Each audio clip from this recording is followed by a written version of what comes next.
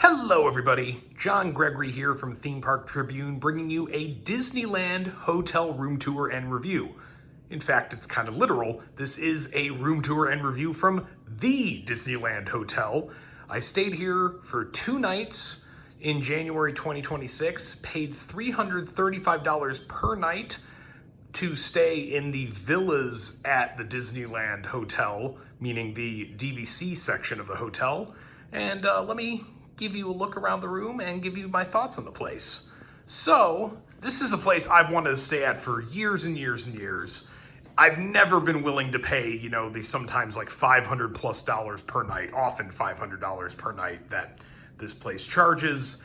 But thanks to its new DVC section, it does get some availability if you look up confirmed reservation deals through various DVC websites, and allows sometimes to get deals like under $400 per night, which I'm willing to spend as kind of a splurge, honestly. But let's give a look around the room first before we go over my thoughts on the resort as a whole. So head over to the front door here. You get 2 light switches just in the doorway. These control lights in just this foyer area.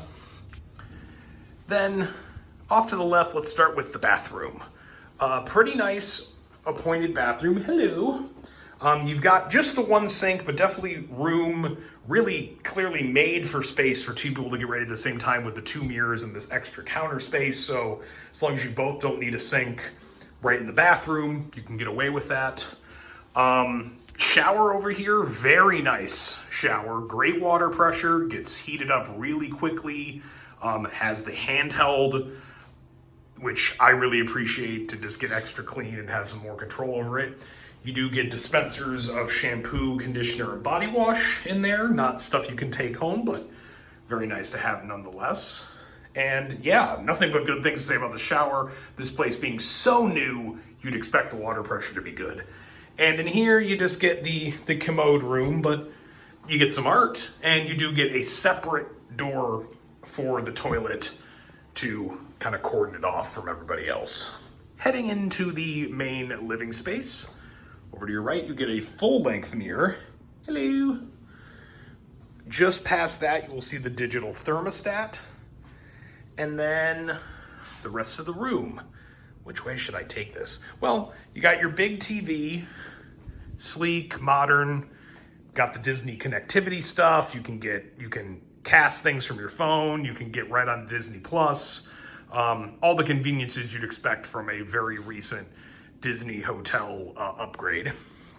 2 little chairs in there underneath this little desk area. I don't know how comfortable that will be to work in, but you've got it. The phone, and then a little seating bench over here, just to give you some little extra, space. Back over this way, this is one of the features of having a DVC room. I'm in the Deluxe studio, and that means you're gonna get this little kitchenette area. You get an extra sink, so actually could be used in the morning if someone needs a sink but not a mirror, at least temporarily, while someone else uses the bathroom sink. You do get a K-cup brewer with some K-cups, mini fridge. You got some kitchen supplies down here and up here, as you can see. Plates, metal silverware, all that stuff, a few cups. And in this section, if I can get this door open, you do get your ice bucket and you get a toaster. Over here is the main closet space. This section, the other section is where all my luggage is stored at the moment. But over here you get your essentials like extra bedding for the Murphy bed that we'll get to in just a moment. Here's the safe, ironing board and iron, the basic stuff. And the Murphy bed folds down like a lot of the other Disney hotel layouts have nowadays. They try to create more space to where if you don't need both queen beds down, you can put this one up. You have a little seating area if it's just 2 people. Makes it much more comfortable. That's the way I've been using it. I have not brought it down yet. And there is a little bit of a difference in comfort when you have the main bed versus the Murphy bed. The Murphy bed's just a little stiffer, I've felt. So if you're gonna sleep on one of the two, sleep on the one that's always down, not the Murphy bed. Does have some nice design work over there, a little bit of a Fantasyland sort of theme on there. And the couch is actually decently comfortable. Sometimes these Murphy bed couches, the ones that are kind of the platforms for the Murphy bed, can be not the greatest to sit on. This one's pretty good. Get a little interchangeable and movable ottoman table thing. It's a thing right here. And then the regular bed. As you can see, I have slept in it.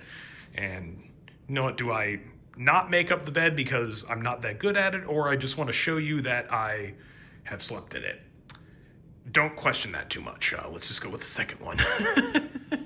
And but no, very comfortable bed for a Disney bed. Pillows were in good shape, not the greatest. It's probably not going to be as good as what you have at home, but still you're going to get a pretty good night's sleep here in this queen. You do get very small end tables here, which is okay, but I would have preferred like not to have this corner thing here. If I could get a little more shelf space right there, that's putting down, a phone and, wallet keys if you want that on your bedside table. That's going to get full up pretty quickly. In a benefit for the side table, you do get all the array of cord outlets, even, is that a phone or Ethernet cable? Weird that they would still put that in so late, but I guess you have it. You do get USB A and C, and you get just one outlet and the USB plugs on the other side, not the phone/Ethernet hookup, which is probably fine. And each side gets these little lights. And you also get this nice, as I started out with, this nice backdrop, which for one it's just a nice room feature, and it also lights up the room pretty nicely in like a calming sort of light. If you want this as the one light in the room, you'll definitely have enough to get around, but it won't be so bright and blinding like some of the other lights might be. And that is the whole kit and caboodle.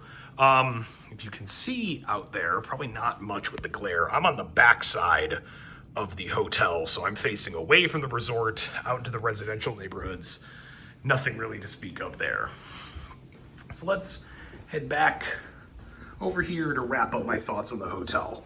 Frankly, this was a great experience. I'm super happy I finally got to stay here, and I would highly, highly, highly recommend it for anyone who's staying at Disneyland Resort to give this a try at least once.